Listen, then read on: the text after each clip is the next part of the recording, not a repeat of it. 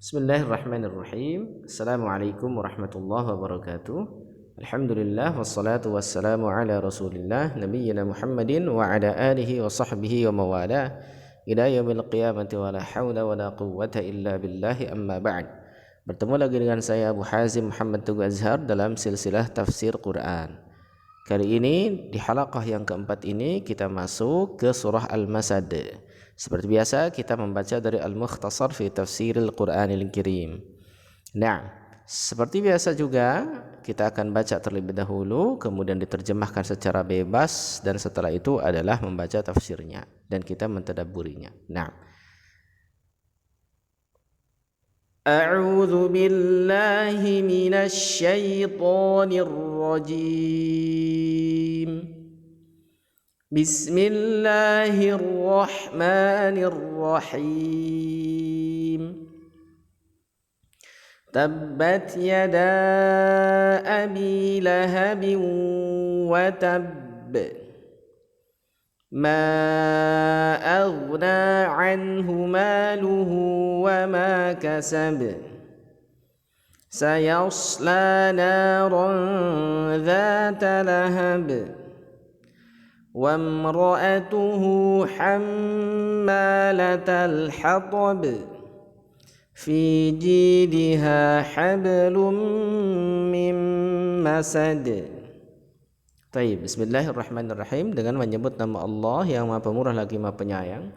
Tabbat yada abi lahabin wa tab. Binasalah kedua tangan Abu Lahab dengan sebenar-benarnya binasa. Ma aghna anhu maluhu wa ma kasab. Tidak ada artinya, tidak ada manfaatnya ya baginya apanya, hartanya dan juga apa yang dia usahakan. Sayasla naran dzata lahab, kelak dia akan masuki api yang bergejolak yaitu neraka. Wa imra'atuhu hammalatal hatab, dan juga istrinya yaitu seorang pembawa kayu bakar. Fi jidiha hablum mim masad, di lehernya ada tali sabut yang dipintal. Baik. Surah Al-Masad ini, ikhwafillah sekalian, itu tergolong kategori Makkiyah, yaitu diturunkan di fase Makkah sebelum Nabi SAW hijrah ke Yathrib atau ke Madinah. Min maqasidis surah, di antara maksud surat ini adalah adamu manfaatin nasabi wal jahi ma'al kufri billah. Jadi tidak ada manfaatnya nasab dan juga kedudukan bersamaan dengan kekufuran kepada Allah Subhanahu wa taala. At-tafsir, tafsirnya di sini yang pertama adalah khasirat yada ammin Nabi sallallahu alaihi wasallam Abi Lahab ibn Abdul Muttalib li khusrani amalihi.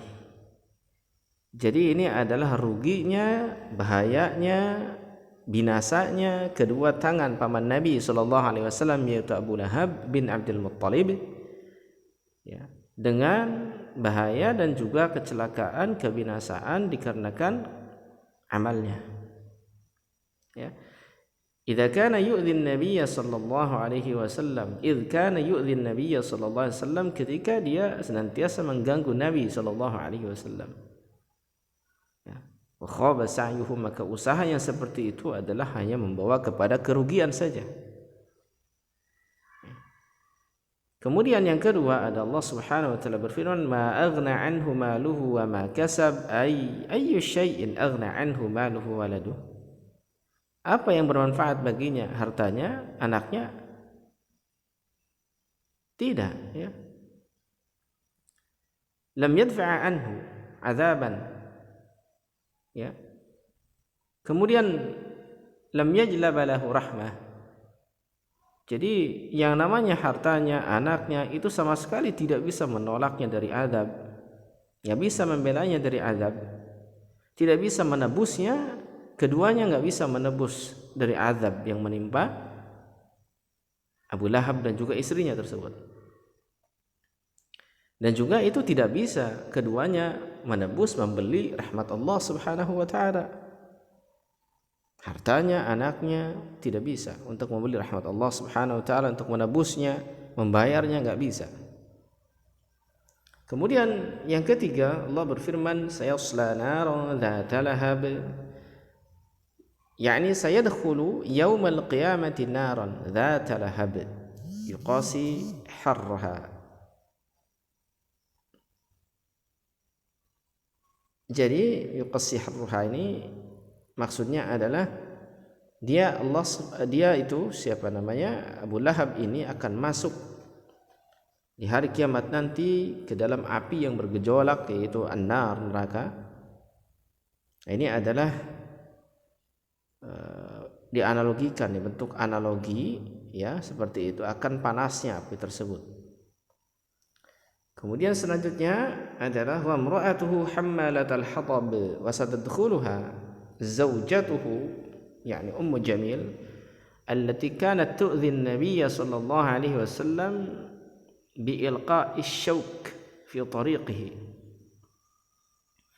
Jadi dia itu juga yang masuk ke dalam neraka, bukan hanya Abu Lahab tapi juga istrinya akan masuk ke dalam neraka yang bernama Ummu Jamil ya, yaitu Arwa binti Harb nama aslinya, yang dia itu senantiasa mengganggu Nabi sallallahu alaihi wasallam dengan apa? Melemparkan atau meletakkan duri-duri di jalan Nabi sallallahu alaihi wasallam yang biasa dilewati oleh beliau sallallahu alaihi wasallam. Kemudian selanjutnya fi jidha hablum min masad ay fi unuqiha, yaitu di unuq itu adalah lehernya. Itu ada hablun muhkamul fatli tusaqu bihi ilan nar. Jadi ada tali sabut yang dipintal yang dia itu akan diseret dengannya ke dalam neraka. Nasallahu as-salamata wal afiyah. Ya. Jadi kalau kita perhatikan teman-teman sekalian ya, pentingnya kita untuk memisahkan diri dari kekafiran, kekufuran dan lain sebagainya. Menjauh kita dari kekafiran, kekufuran. Apapun yang kita miliki tidak bermanfaat kalau kufur kepada Allah Subhanahu wa taala. Kita juga perlu untuk senantiasa mensyukuri nikmat-nikmat Allah Subhanahu wa taala. Dan di antara ya hal yang bisa kita ambil faedahnya dari surah ini, surah Al-Masad ini, maksudnya surah Al-Masad ini teman-teman sekalian, ini di antara ciri-ciri kenabian Nabi sallallahu alaihi wasallam. Ya. Karena di sini ada apa? Ada penghukuman, pemvonisan terhadap Abu Lahab bahwa dia akan mati dalam keadaan kafir.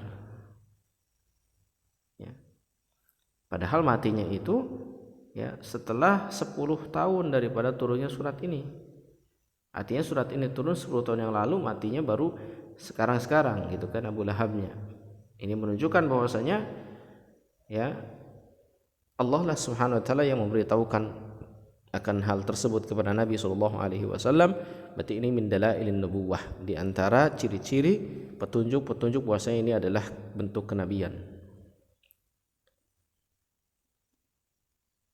Kemudian selanjutnya adalah sihhatu ankihatil kuffar. Jadi sahnya pernikahan orang-orang kafir. Jadi akad nikah orang-orang kafir itu sah ketika mereka itu masuk ke dalam Islam, sudah tidak perlu berakad lagi kalau mereka sepasang. Misalkan suami dan istri sudah menikah di masa kekafirannya, mereka sudah berakad nikah. Kemudian setelah itu ketika mereka berdua masuk Islam, maka mereka tidak usah dinikahkan lagi karena akad yang dulu ketika kafir mereka sudah dianggap sah. Di sini terlihat diisyaratkan wa imra'atuhu, kalimat wa imra'atuhu dan istrinya. Berarti Allah mengakui pernikahan mereka sah antara Ummu Jamil dengan Abu Lahab. Gitu. Nah, dan kita lihat praktik di zaman Nabi sallallahu alaihi wasallam, para pasangan-pasangan yang telah menikah di masa kekafirannya, kejahiliahannya, ketika masuk Islam mereka tidak dinikahkan kembali tapi langsung saja menjalani kehidupan seperti biasa.